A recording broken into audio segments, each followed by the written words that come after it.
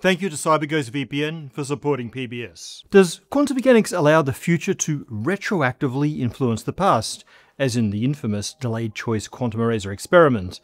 Well, how about we get an actual quantum physicist, who many of you already know, to show us how to do this experiment at home, and hopefully put the matter to rest once and for all.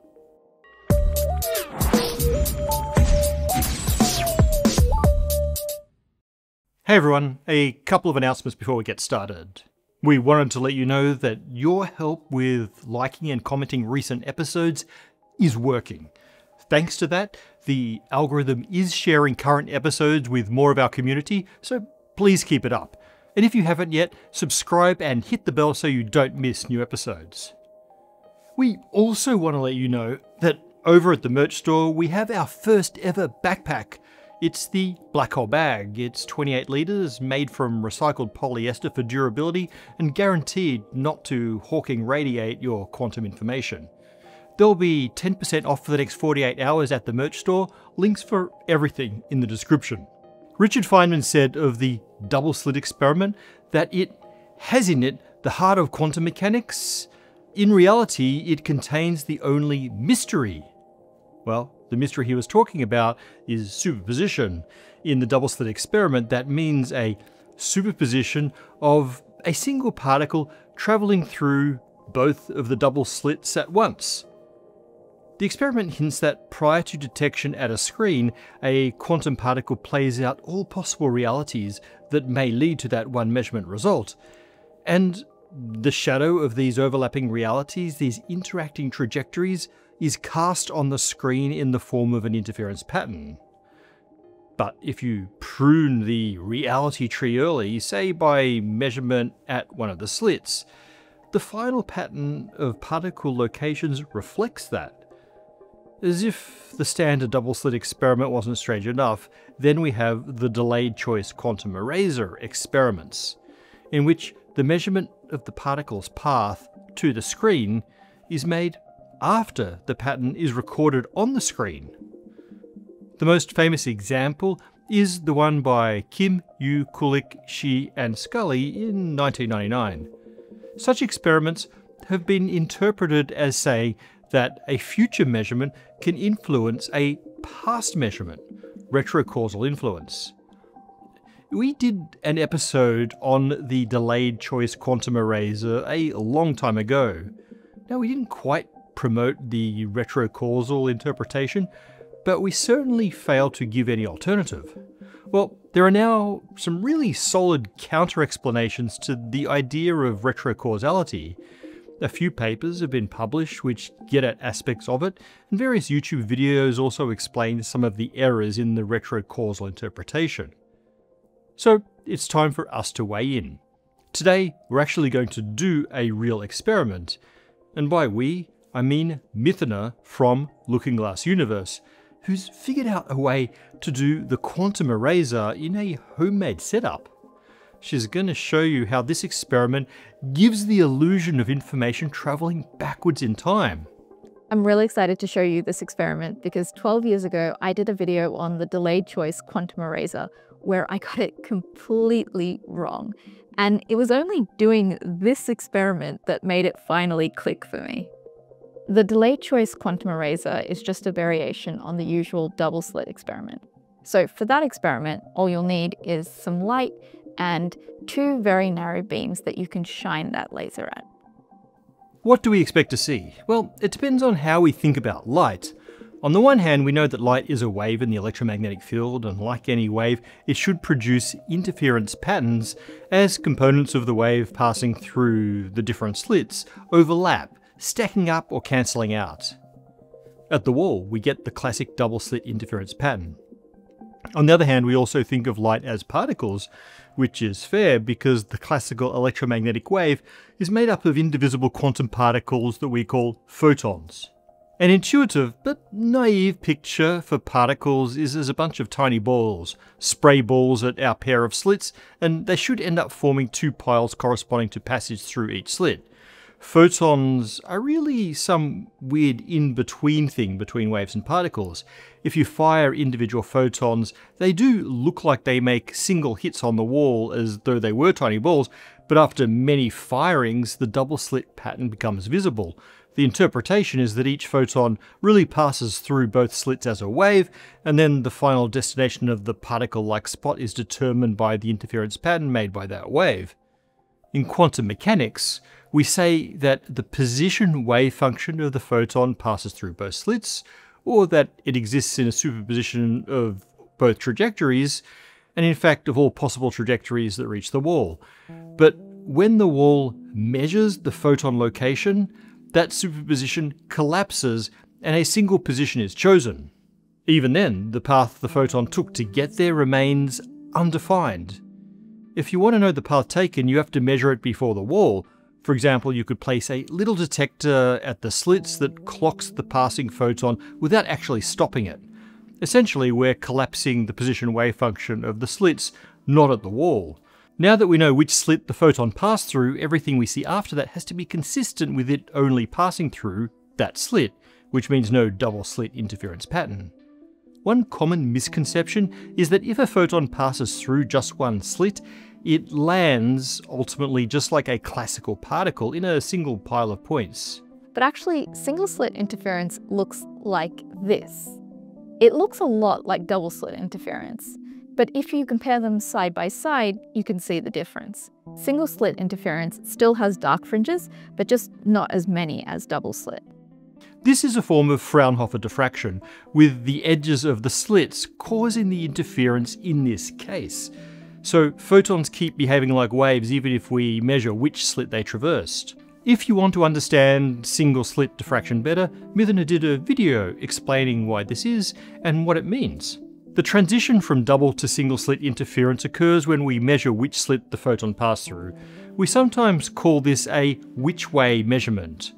That's weird enough, but at least in this case we have a sensible causal ordering. You make the measurement, it collapses the wave function, stopping it from forming a double slit pattern further down the line. Things get a lot weirder in the case of the delayed choice quantum eraser. In the classic experiment by Kim and collaborators, the photons passing through the slits are actually cloned using a beta barium borate or BBO crystal, which converts each incoming photon into a pair of near identical outgoing photons that are quantum entangled. The key is that both photons in this pair carry the which-way information. They both know which slit their progenitor photon passed through before the BBO crystal duplicated it. So, now we send one of the new pair, call it photon A, to our usual double slit detector to be observed by Alice. The other, photon B, goes to Bob, who can extract the which-way information, or alternatively can choose to erase that info. The device is simple enough. The path of photon B depends on which slit it came through, so we can place a detector on both paths and see which one is triggered. We can also choose to scramble the which-way information by recombining those two paths so there's no way to tell them apart anymore. The bizarre result of the Kim paper and similar experiments is that if the which-way information is measured from photon B, then photon A acts as though we also measured which slit it came from. Alice sees that those photon A's have their which-way info measured and fall according to a single slit pattern. But if the which-way information in photon B is scrambled, Alice sees the corresponding photon A's landing according to the classic double slit pattern. It acts as though it did pass through both slits. It's like we change photon A's behaviour without actually touching it, only by measuring its twin. And if that wasn't weird enough, in the Kim experiment, the choice of whether to keep or discard the which-way information in photon B is made after its entangled partner, photon A, reached its detector. That makes it seem like photon A landed according to a choice that hasn't been made yet. And this has been referred to as retrocausal influence, and it's what makes the delayed choice quantum eraser so befuddling. To explain how we can get around this paradox, I'm going to do an analogous experiment that you can do very easily at home. And when I say it's analogous, what I mean is that it's mathematically equivalent.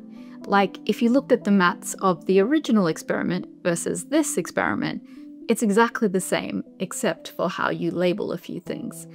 That's not to say, though, that this experiment is as cool as the other one, because the other one involves actual entanglement, whereas this uses a little trick to kind of mimic entanglement without actually making an entangled photon, which I wish I was able to do, but BBO crystals are very expensive.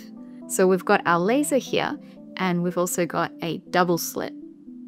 In the original experiment, for every photon A that goes through the slits, they make a photon B, which knows the slit that photon A took. So photon B is what stores the information about which way photon A went.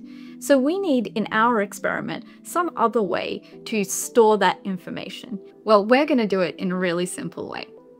Okay, so here's our double slit, and we've put some filters in front of it.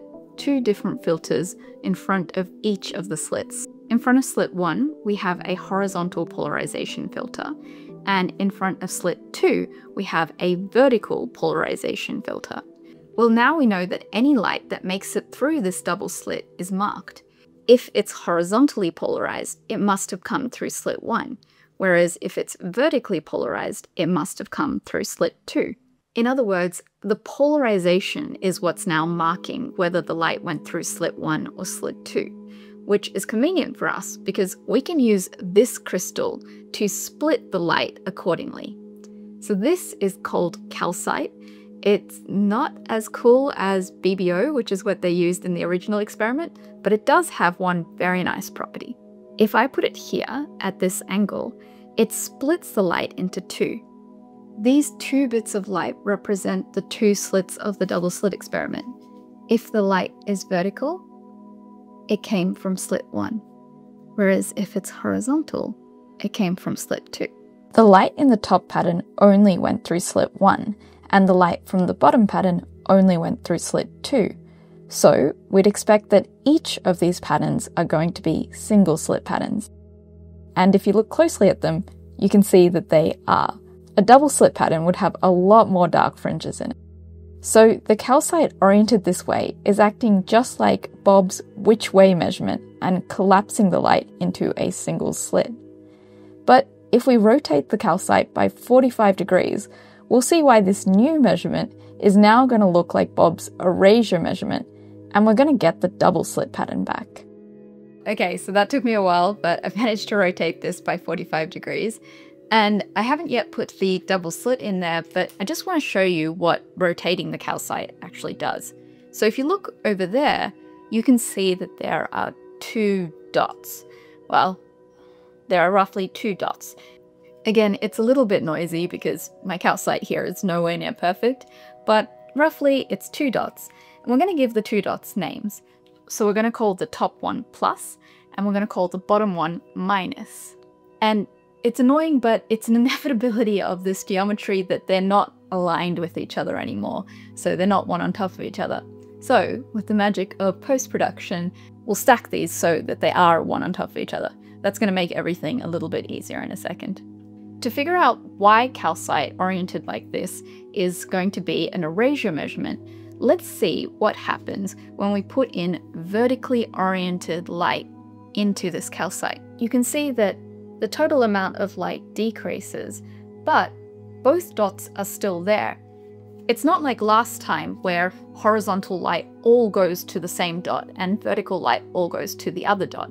With this plus and minus measurement, half of the vertical light will go to plus and half will go to minus, and same for horizontal. But then what does that tell us about light that's going to go through this marked double slit? So light that goes through the first slit is horizontally polarized, whereas light that goes through the second slit is vertically polarized. And previously, our calcite was letting us measure the polarization and therefore measure whether it went through slit 1 or slit 2. But now, think about what this plus-minus calcite is doing. It's going to take light from the first slit and it's going to have an equal probability of ending up at plus or at minus, and same for the second slit. So now, just looking at the light after it goes through the calcite isn't enough to tell us anything at all about which way the light went. In fact, it scrambles up the light from both paths, so it basically erases all of that information that we had gotten by marking the paths. So, what do we expect to happen then? Well, let's find out. Oh man, that looks so good. Okay. That kind of worked out better than I expected. Okay, so have a look. And hopefully you can see two double slit patterns. So if we use the calcite in its previous orientation, then we're using it to measure which way the light went. And that collapses the light into going into single slit interference. But if we use the calcite in this orientation, the plus-minus orientation, we're using it as an eraser. It erases the information about which slit the light went through, and so we're back to the double slit. If you look really closely at these two double slits, you'll see that they don't exactly line up.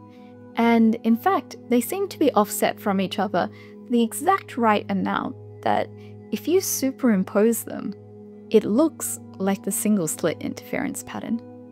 So what's going on? Well, it turns out that this is the solution to the entire paradox. Let's go back to the original setup to see why. In the Kim experiment, photons are cloned by the BBO crystal, and the which-way analysis is done with only one of those. We called it photon B. Just as our experiment sorts the photons into two interference patterns, the original experiment sorts the B photons into two bins. For the measure case, those bins tell you which slit the corresponding photon A also went through. For the erasure case, there are still two bins, but there is no which-way information in how photons are sorted into them. Alice never sees a double-slit interference pattern until something very specific occurs. At first she sees just a blob of positions for all photon A's. Then Bob comes and tells her which of those had a twin photon B for which the which-way info was measured and for which it was erased.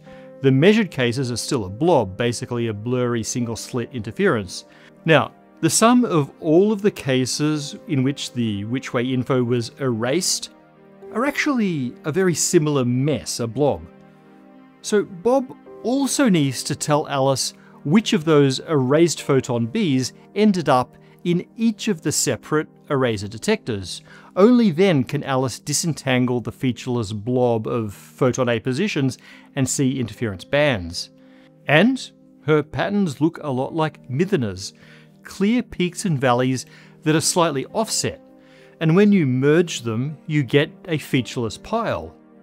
This is a critical point that's often glossed over in descriptions of the quantum eraser. So to recap, the solution is Alice always sees the single slit pattern, and that's regardless of what Bob chooses to do on his side. But a single slit pattern is really just two double slit patterns on top of each other, the plus version and the minus version that's slightly offset.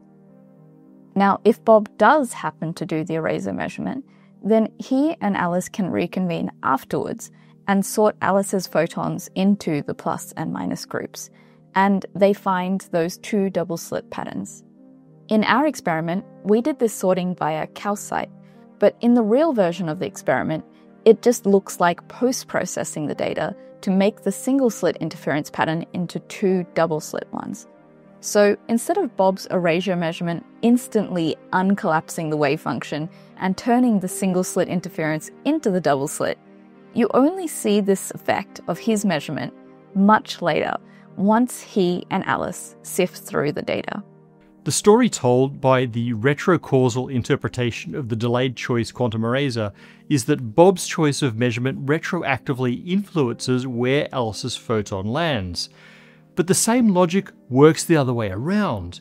The position of photon A measured by Alice absolutely influences where photon B can go, where it's measured by Bob. Just for reference, I've drawn the plus double slit pattern here and the minus one here, just so that we can kind of see where they are. And then let's say that Alice measures her photon and it happens to land right here. This lines up perfectly with the minus double slit pattern, but not at all with the plus one. Now after that, Bob measures his photon B, and he chooses to do an erasure measurement. So that means that there are two possible outcomes. He could get a plus, or he could get a minus. But could he get a plus? I mean, that wouldn't be consistent with the result that Alice has already got. And so actually Alice's result forces Bob's result to also be minus. I should add that Alice's measurement of the position of photon A only affects one thing for Bob, and that's which of the eraser detectors photon B will land in, assuming photon B makes it all the way to the eraser section. But then, one of the eraser detectors will strongly favour photons whose twin landed in one set of bands on Alice's screen, while the other favours the complementary set of bands. So we've had this causality thing the wrong way around this whole time. We thought that it was Bob's measurement that forced Alice's photon to act in a particular way, but now we can see it's the other way around. If Alice's measurement happens first, then her outcome is what determines what happens when Bob does his erasure measurement. In other words, Alice's outcome is what forces Bob's to happen in the way it does. But that's only the case if Alice's measurement happens first and then Bob's. But here's the twist. Does Alice's measurement always happen first? Or does that depend on your frame of reference? It's possible to set up this experiment so that Bob's detections actually happen before Alice's, just by changing the path lengths for each section. If we do that, we expect exactly the same result. The same interference fringes are revealed when photon A is filtered according to where photon B lands in the eraser. In that case, it seems that B caused A, but with the same result as when A caused B. This makes it harder to assign a causal power to either case. It's also hard to even imagine a causal path connecting Alice and Bob's observations, beyond the sort of spooky action at a distance that Einstein so hated. That said, there is a way to explain the causation that connects Alice's and Bob's observations that doesn't need to assign a causal direction. It all depends on what mysterious property really determines how our photons get sorted into the two detectors in the quantum eraser, or how they are sorted into the two interference patterns by the calcite crystal in Mithuna's experiment. What property is that? Well, you're going to have to wait for an upcoming episode for that one. But in the meantime, go check out Mithuna's channel for quantum deep dives and more DIY quantum experiments. It's Looking Glass Universe, and it's amazing. I also had a long and really fun chat with Mithuna about quantum mysteries, her work, and a lot more. It's in our new series of Spacetime conversations that you can find in our community tab. The Delayed Choice Quantum Eraser. It's weird, but no weirder than any double-slit experiment. And in case you don't believe me yet, we'll finalize the debunking in an upcoming Spacetime. Thank you to CyberGhost VPN for supporting PBS. Navigating the internet safely can be challenging, but if you're looking to browse the web securely, CyberGhost VPN is built to keep your online activity safe and private, especially when using a public Wi-Fi. They know that many browsers' private mode may not be as private as people think. Just turn it on before you start browsing. And with secure servers in over 100 countries, CyberGhost VPN encrypts and reroutes all of your traffic to help prevent ISPs, workplaces, and websites from tracking you. They help you stay private and secure online with service designed to meet most customers' needs. CyberGhost also allows you to choose from different server locations around the world, whether traveling or exploring content from other regions. It's a feature built to offer an open and personalized online experience. Plus, with over 38 million users worldwide, they are committed to helping your information stay encrypted, your IP hidden, and your online identity anonymous. CyberGhost also comes with a 45-day money-back guarantee. Use the link in the description to get 4 extra months of service plus an 83% discount. And with 24/7 customer support, help is always there if you need it. So click the link in the description to learn about CyberGhost VPN.